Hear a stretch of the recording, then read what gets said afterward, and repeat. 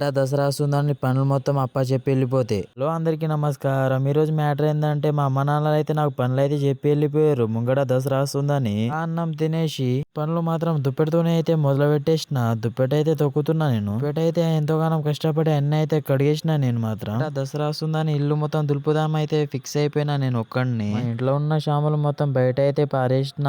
పనులు అయితే చేద్దామని అయితే ఫిక్స్ అయిపోయినా మా హోమ్ థియేటర్ లో సాంగ్ పెట్టుకొని.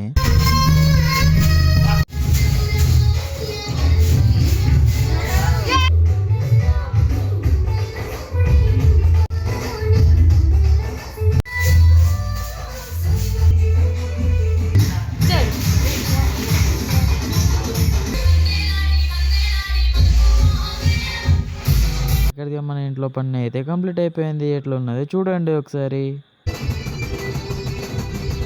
నా వీడియో నచ్చితే ఫాలో చేసుకోండి. మరొక వీడియోలో కలుద్దాం.